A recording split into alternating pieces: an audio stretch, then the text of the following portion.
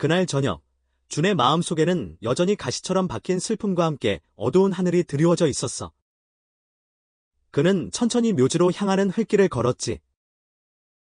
그의 발걸음은 마치 사랑하는 아내, 수에 대한 고통스러운 기억에 사로잡힌 듯 무거웠어. 수, 준이 세상에서 가장 사랑했던 그녀는 아직 태어나지 못한 아이와 함께 세상을 떠난 지 벌써 49일이나 되었어. 그날의 사고는 마치 맑은 하늘에 내리치는 벼락처럼 준을 절망의 깊은 수렁으로 몰아넣었지.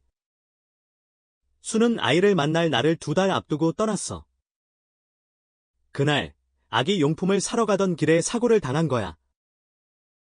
수의 가족들은 장례식을 서둘러 치렀고 시신이 온전치 않다는 이유로 준에게 마지막 모습을 보지 말라고 했어. 준은 가슴이 찢어지는 듯했지만 그들의 말을 따랐지. 하지만 그때부터 준의 마음속에는 이상한 감정이 계속 맴돌았어.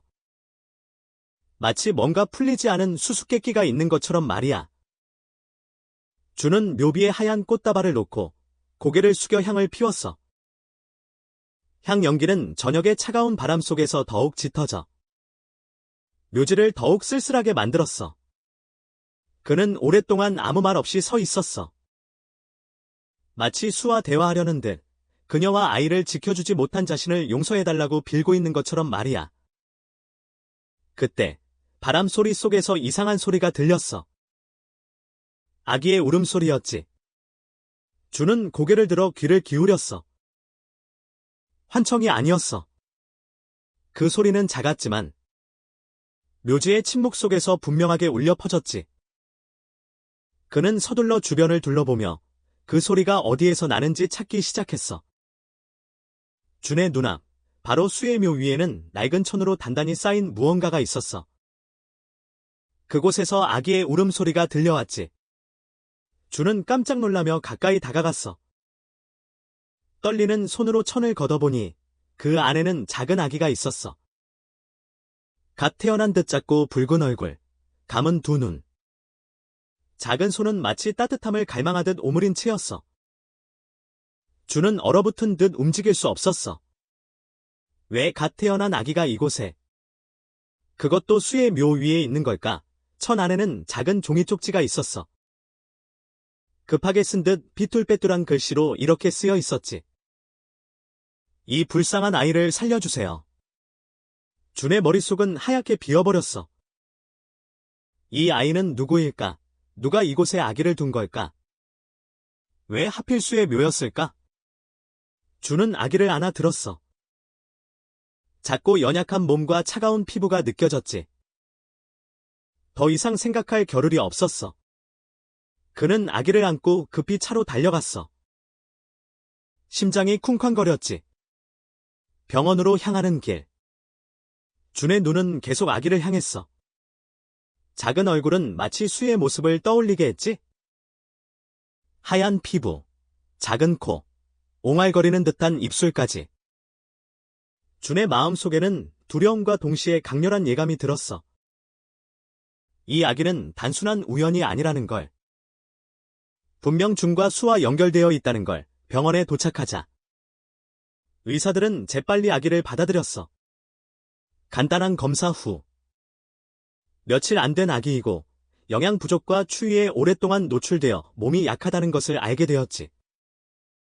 그 말을 듣자 준은 더욱 가슴이 아팠어.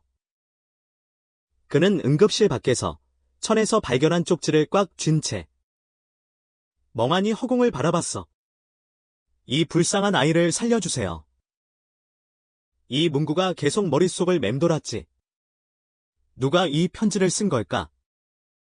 왜 수의 묘에 아기를 둔 걸까? 생각하면 생각할수록 모든 사건들의 연결고리가 단순한 우연이 아니라는 것을 느꼈어. 아기가 응급실에서 나오자 의사들은 위기는 넘겼지만 특별한 관리가 필요하다고 말했어. 준은 유리 상자 안에서 자고 있는 아기를 바라보며 낯설면서도 익숙한 그리고 가슴 아픈 감정에 휩싸였어. 혹시 이 아기가 수와 나의 아이일까? 준은 가만히 있을 수 없었어. 그는 진실이 아무리 고통스럽더라도 모든 것을 밝히기로 결심했지. 그날 밤 준은 병원에서 아기를 위해 마련해준 작은 침대 옆에 앉아 있었어. 아기는 여전히 잠들어 있었고 작은 손은 마치 주변의 따스함을 잡으려는 듯 꿈틀거렸지. 준은 아기의 작은 얼굴을 뚫어지게 바라보며 복잡한 감정들에 휩싸였어.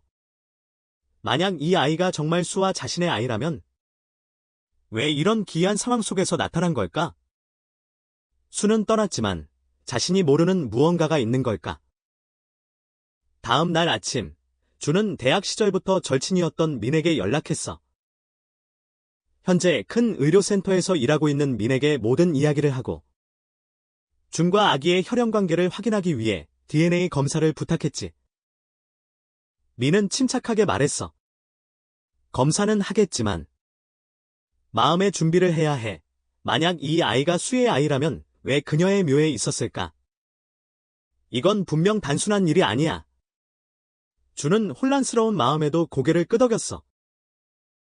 진실이 아무리 고통스럽더라도 그는 마주해야만 한다는 것을 알았지. 검사 결과를 기다리는 동안 준은 수의 죽음 전후에 일어났던 사건들을 조사하기 시작했어. 그는 사고 당일의 기억을 되짚어보며 혹시 놓쳤을지도 모를 작은 단서들을 찾으려 애썼지. 그는 수의 어머니, 엄마에게 전화를 걸었지만 엄마는 수의 사고와 병원 이송, 그리고 갑작스러운 장례식에 대한 익숙한 말들만 되풀이했지. 하지만 준에게 마지막으로 수의 모습을 보지 말라고 했던 것에 대한 질문에 엄마는 잠시 침묵한 뒤 얼버무리며 전화를 끊었어. 준의 마음속의 불안감은 더욱 커져갔어. 그는 수의 친구들에게도 전화했지만 수의 가족이 알려준 것 외에 더 이상의 정보를 아는 사람은 없었지. 어느 날 밤, 아기 옆에 앉아있던 준은 묘지에 남겨진 쪽지에 시선이 멈췄어.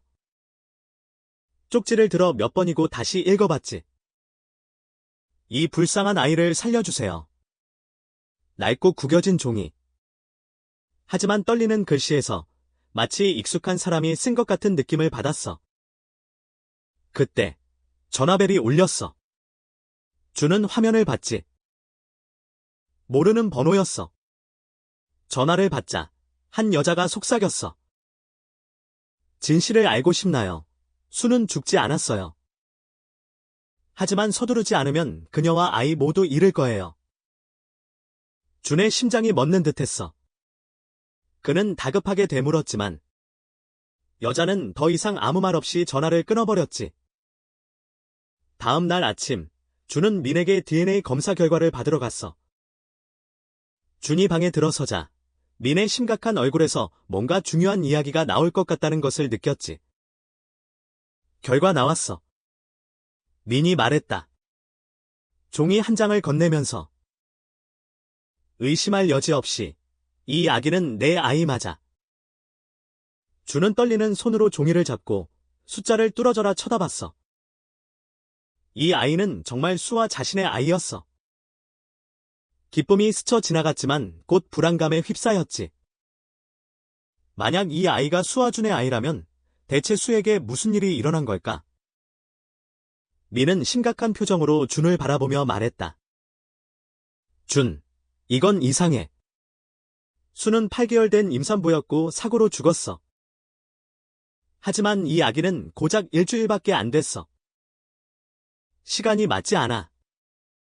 분명 내가 모르는 일이 일어난 거야. 민의 말은 마치 준의 심장을 꿰뚫는 칼날과 같았어. 맞아. 시간이 맞지 않아. 만약 수가 정말 죽었다면 어떻게 이 아기가 일주일 전에 태어날 수 있었을까? 준은 지난밤 전화통화에서 들었던 여자의 목소리를 떠올렸어. 수는 죽지 않았어요. 준은 모든 단서를 따라가기로 결심했어. 그는 수가 사고 후 옮겨졌던 병원으로 돌아가 의사들을 만났지만 누구도 수의 사건에 대한 자세한 기억이 없었어. 병원 기록에도 그녀가 사고 직후 사망했다는 내용 외에는 특별한 점이 없었지. 그때 병원의 오래된 청소부 할머니가 준을 불러 작은 목소리로 말했어. 나는 그 여자를 기억해. 사람들은 그녀를 급히 옮겼지만 다른 사람들처럼 영안실로 보내지 않았어. 그들은 병원 근처의 개인 병원에 대해 무언가를 말했어. 개인 병원. 이것은 준에게 가장 중요한 단서가 될 수 있었어. 준은 재빨리 정보를 찾아 도시 외곽에 있는 작은 병원을 발견했어. 그곳은 출처를 알 수 없는 사고, 환자를 자주 받는 곳이었지. 그 병원이 불법적인 활동과 관련되어 있다는 소문이 준의 머릿속을 스쳐 지나갔어. 그날 밤, 떠나기 전, 준은 또다시 이상한 전화를 받았어. 이번에는 그 여자가 더 분명하게 말했어. 병원을. 만약 술을 구하고 싶다면 그곳으로 가세요. 하지만 조심해야 해요. 누군가가 당신을 미행하고 있어요. 그날 이후, 준은 누군가가 계속 자신을 따라다니는 듯한 느낌을 받았어. 출근할 때나 집에 있을 때나 항상 감시당하는 듯한 기분이었지. 때로는 길모퉁이나 집 근처에 서 있는 이상한 그림자를 보기도 했지만 가까이 다가가면 그들은 사라져버렸지. 더 이상 망설일 수 없었어. 준은 병원으로 가기로 결심했지.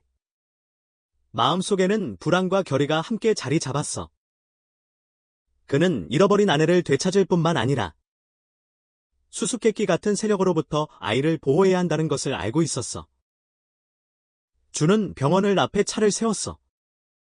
오래된 건물은 큰 나무들에 가려져 있었고 안쪽에서 새어나오는 노란 불빛은 차갑고 불가사의한 분위기를 자아냈지. 준은 숨을 크게 들이쉬며 최대한 침착함을 유지하려 했어. 조금만 기다려. 무슨 일이 있어도 내가 당신과 아기를 꼭 데려갈 거야. 병원 문이 삐걱거리며 열렸어. 안쪽은 어두컴컴했고 몇몇 환자들이 진료를 기다리고 있었지. 하얀 가운을 입은 중년 남자가 어색한 미소를 지으며 준에게 다가와 인사를 건넸어. 안녕하세요. 무슨 일로 오셨나요? 준은 머뭇거리며 최대한 침착한 목소리로 말했어. 이 병원에서 수라는 이름의 사고 여성을 진료한 적이 있다고 들었습니다. 그녀는 제 아내입니다. 혹시 기록을 확인할 수 있을까요?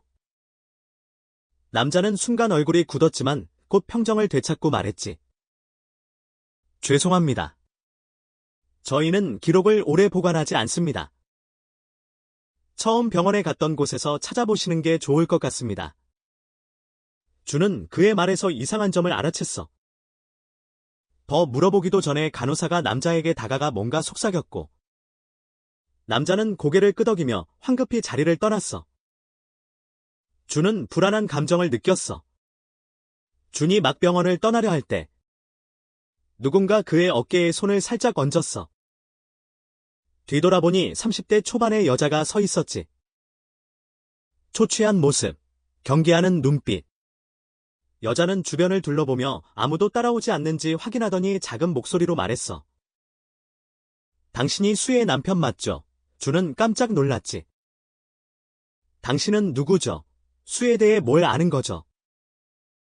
여기는 안 돼요. 저를 따라와요. 백슬래시 사인. 여자는 준을 병원 뒤편 좁은 골목으로 데려갔어. 조심스럽게 주변을 살핀 후 말을 꺼냈지. 제 이름은 하나예요. 저는 여기에서 일했었고 당신 아내에게 무슨 일이 있었는지 알고 있어요. 준은 숨을 크게 쉬었어. 그녀가 살아있나요? 하나가 고개를 끄덕였어. 하지만 슬픔이 가득 찬 표정으로 말했어. 그녀는 살아있어요.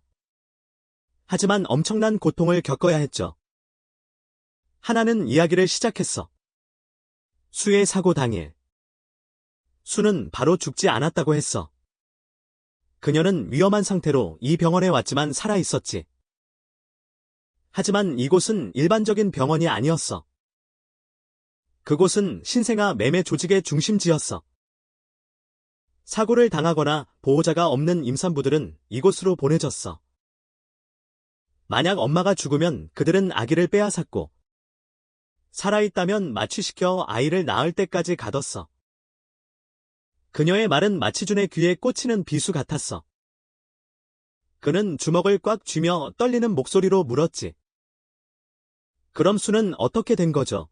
그들이 그녀에게 무슨 짓을 한 거죠? 하나는 떨리는 목소리로 말했어. 수는 사고 후 깨어났지만 그들이 아기에게 무슨 짓을 하려는 것을 알고 격렬하게 저항했어. 그래서 그들은 그녀를 다른 장소로 옮겨 감금했어. 그리고 아이를 낳을 때까지 기다린 거야. 하지만 어떻게 아기가 수의 묘에 있었던 거죠? 준이 물었어. 분노와 절망이 뒤섞인 눈으로. 하나는 한숨을 쉬었어. 그건 바로 저예요. 저는 이곳에서 일하며 매일 불의를 목격했어요. 수가 제 고등학교 친구라는 것을 알고 조용히 있을 수 없었죠. 그래서 몰래 아기를 병원에서 데리고 나왔어요. 당신이 어디 있는지 몰라서 유일한 방법이라고 생각했던 것이 수의 묘에 아기를 두는 거였어요. 당신이 아기를 찾아낼 거라고 믿었어요. 주는 충격에 휩싸였어. 분노, 고마움, 슬픔 등 여러 감정이 뒤섞여 있었지. 하나가 말을 이었어. 하지만 조심해야 한다고. 수의 형이 모든 일의 배후에 있고 빚 때문에 수에 대한 정보를 조직에 팔았다고 말했지? 그는 수를 이곳에 데려오고 그녀가 죽은 척 위장한 모든 것을 꾸몄다고 말했어. 준의 심장이 격렬하게 끌어올랐어. 가족이라고 믿었던 사람이 그렇게까지 잔인할 수 있다니? 하나는 걱정스러운 눈빛으로 준의 어깨에 손을 얹었어. 수의 형은 아주 위험하다고 말했지? 그를 쉽게 수의 곁으로 가게 두지 않을 거라고. 만약 수를 구하고 싶다면 서둘러야 한다고.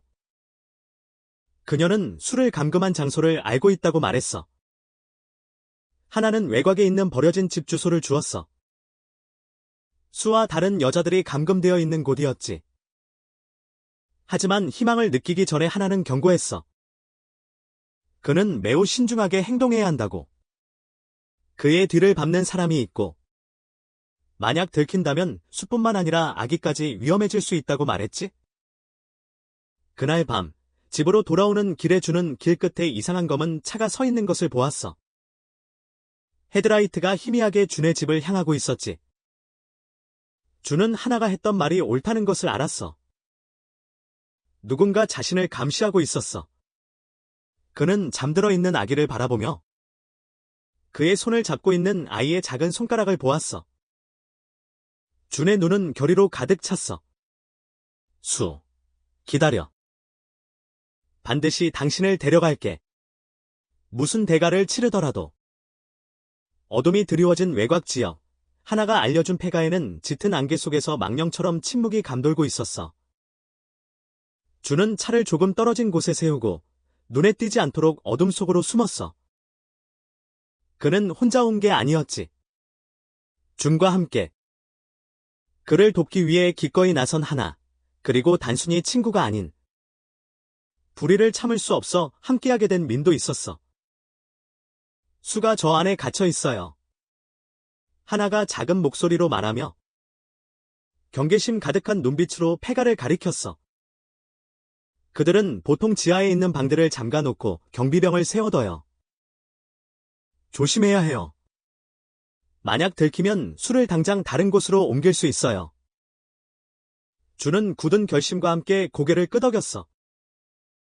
아무리 위험하더라도 이 기회를 놓칠 수 없었어. 세 사람은 서둘러 계획을 세웠어.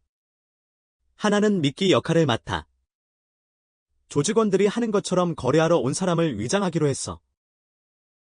그 사이 준과 민은 뒤쪽으로 잠입해 지하로 내려가 수를 구할 계획이었지. 하지만 위험은 점점 더 분명해졌어.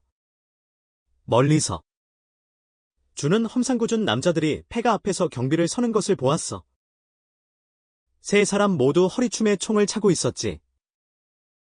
준의 심장이 쿵쾅거렸지만 최대한 침착함을 유지하려 했어.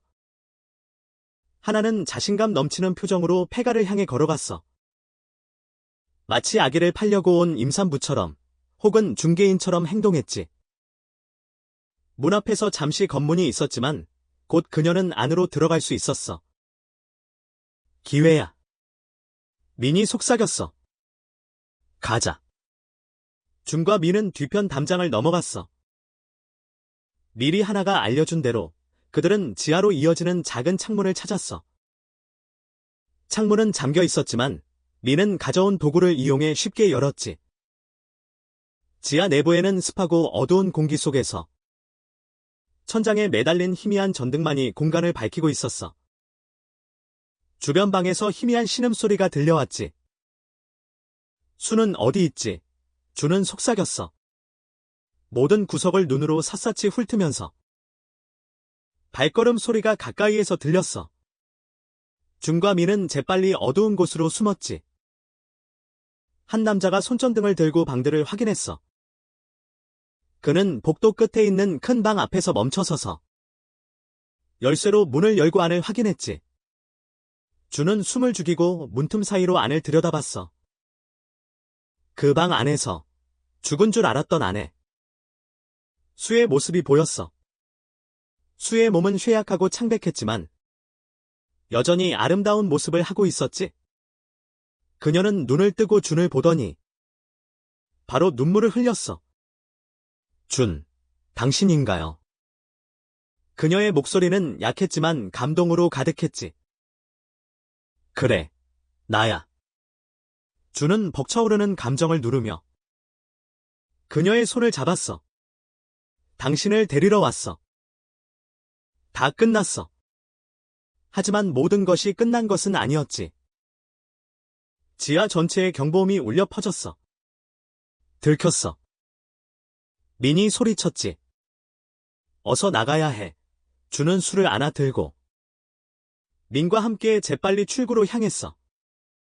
뒤에서는 발걸음 소리와 비명 소리가 뒤따라왔어. 폐가 안의 남자들은 준을 침입자를 알아차린 것이었지. 멈춰 세워. 위층에서 누군가 큰 소리로 외쳤어. 출구에 도착하자 한 남자가 총을 들고 나타났어. 그의 얼굴은 잔혹한 표정을 짓고 있었지. 그는 준에게 총을 겨누며 소리쳤어. 멈춰. 여자를 내려놔. 준은 멈춰 섰어. 여전히 수의 몸을 꽉 붙든 채. 그때 엄청난 소리가 울려 퍼졌어. 하나가 뒤에서 나타나 남자의 머리를 나무 막대기로 세게 내리쳤어. 그는 쓰러져 의식을 잃었지. 빨리 가요. 하나는 소리치며 그들에게 빨리 밖으로 나가라고 손짓했어.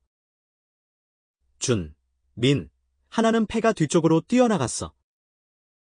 그곳에는 하나가 미리 준비해 둔 작은 트럭이 대기하고 있었지. 하지만 그들이 차에 타기도 전에 남자들이 뒤쫓아왔어. 민은 몸이 약했지만 준과 수를 지키기 위해 차 앞에 서서 나무 막대기를 휘둘렀어. 짧은 충돌이 있었고 운 좋게도 그들은 남들의 공격을 피하며 트럭을 몰고 떠날 수 있었지. 트럭은 어두운 길을 달렸고 위험했던 폐가는 뒤로 사라져갔어. 수는 준의 어깨에 기대어 있었어. 그녀의 눈은 지쳐 있었지만 기쁨이 가득했지. 고마워요. 날 버리지 않아줘서 고마워요. 준은 그녀의 손을 꽉 잡으며 떨리는 목소리로 약속했어. 다시는 널 잃지 않을 거야. 하지만 위험에서 벗어났다고 해서 모든 것이 끝난 것은 아니었어. 준은 모든 일의 배후에 있는 수의 형이 여전히 자유롭고 진실을 밝히지 않으면 수와 아기는 계속해서 위험에 처할 것이라는 것을 알고 있었어. 가족을 지키겠다는 결심으로 준은 혼잣말로 다짐했어. 이것은 끝이 아니야. 반드시 모두에게 대가를 치르게 할 거야. 작은 트럭은 밤을 가로질러 달려갔고 버려진 폐가와 분노로 가득 찬 남자들의 비명소리는 점점 멀어졌지. 준은 수의 손을 꽉 잡았어. 그녀의 약하지만 규칙적인 숨소리가 느껴졌지. 하나는 운전석 옆에 앉아 뒤를 계속해서 확인하며 아무도 쫓아오지 않는지 확인했어. 우리는 바로 집으로 갈 수 없어요. 하나가 엄숙한 목소리로 말했어. 분명 그들은 우리를 쫓을 거예요. 내가 안전한 곳을 알고 있어요. 거기서 잠시 숨어 있다가 다음 단계를 결정해요. 준은 고개를 끄덕였어. 그의 눈은 수에게서 떨어질 줄 몰랐지. 그는 믿을 수가 없었어. 죽은 줄 알았던 아내가 지금 그의 옆에 앉아 있다는 것을. 너무 힘들었지. 주는 속삭였어. 더 빨리 오지 못해 미안해. 수는 작게 웃었어. 너무나 힘든 상황이었지만 말이야. 당신과 아이만 있다면 더 이상 아무것도 필요 없어요. 다음 날 아침, 세 사람은 하나가 준비해둔 외곽의 작은 집에서 숨어 지냈어. 민이 수의 몸을 검사하고 응급처치를 해준 덕분에 그녀는 점차 회복되어 진실을 모두 이야기했지. 사고 후에 나는 차가운 방에서 깨어났어. 그들은 내가 아이를 잃었다고 했지만 믿지 않았어. 나중에 그들이 내 아이를 신생아 매매 조직에 팔려고 한다는 것을 알게 됐지. 저항하려고 했지만 그들은 나를 제압하고 다른 장소로 데려갔어. 그곳에서 나는 아이를 낳을 때까지 감금당하고 강제 노동을 해야만 했어. 수는 흐느껴 울었어. 만약 하나가 없었다면 나는 영영 당신과 아이를 다시 못 만났을 거야. 그녀는 목숨을 걸고 아이를 구했고 당신에게 신호를 보냈어. 그녀에게 너무나 감사해. 주는 감격에 젖어 말없이 하나의 손을 꽉 쥐었어. 하나, 정말 고마워. 당신이 없었다면 난 수와 아이 모두 잃었을 거야. 평생 당신에게 빚을 졌어. 하나는 고개를 가로저었어. 나는 내가 옳다고 생각하는 일을 했을 뿐이에요. 하지만 아직 끝난 게 아니에요. 수의 형과 범죄 조직은 아직 잡히지 않았어. 그대로 두면 그들은 계속해서 다른 사람들을 괴롭힐 거예요. 하나와 민의 도움으로 주는 경찰에 모든 진실을 알리기로 결심했어. 그들은 하나에게 받은 모든 증거 자료들, 사진, 문서 그리고 매매 조직에 대한 정보를 경찰에 제출했지. 하나는 또한 수의 형이 조직의 일부를 운영하고 있으며 수의 죽음을 위장한 장례식을 주도했다고 말했어. 우리는 이 조직을 뿌리 뽑기 위해 결정적인 일격을 가해야 해. 민이 말했어.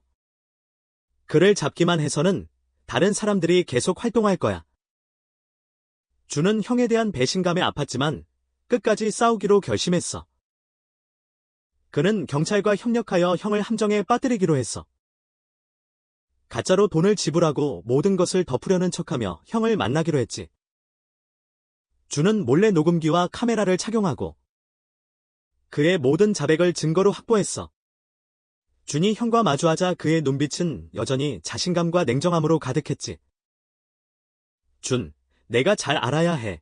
나는 이 가족을 위해서 모든 걸 한 거야. 빚 때문에 돈을 벌어야 했어. 수는 그저 도구였을 뿐이야. 네가 현명하다면 입을 다물고 아이와 함께 살아. 하지만 그가 말을 마치기도 전에 경찰들이 들이닥쳤어. 그의 모든 말은 증거로 기록되어 있었지. 형은 저항했지만 결국 수갑을 차고 준의 분노에 찬 눈빛을 받으며 끌려나갔어. 이것은 수와 내 아이를 위한 거야. 준이 말했어. 목소리는 떨렸지만 단호했지. 그리고 내가 상처 입힌 모든 사람들을 위한 것이기도 해. 몇 주 후, 신생아 매매 조직은 완전히 와해되었어. 감금되어 있던 여자들이 모두 구조되었고, 수는 준과 아들과 함께 집으로 돌아왔지. 어느 평화로운 아침, 준은 집 앞들에서 수와 아기를 바라봤어. 아기는 미소를 짓고 작은 손을 뻗어 수의 뺨을 쓰다듬었지. 마치 그녀가 겪었던 고통을 위로해주는 듯했어. 아이 이름은 뭐라고 지을 거야? 수가 물었어. 눈에는 기쁨이 가득했지. 보안. 준이 답했어. 그의 눈은 밝게 빛났지. 아이는 당신이 지켜낸 가장 소중한 보물이고, 우리 가족은 드디어 평화를 찾았으니까. 수는 울음을 터뜨리며 준의 어깨에 기대었어. 그것은 슬픔의 눈물이 아니라 그녀가 영원히 잃었다고 생각했던 행복을 되찾은 기쁨의 눈물이었어. 이야기는 가족이 함께 서 있는 모습으로 끝났어. 아침 햇살 아래에서 그들의 미소는 밝게 빛났고 모든 고통과 시련은 지나갔고, 오직 사랑과 정의에 대한 믿음만 남아 있었지.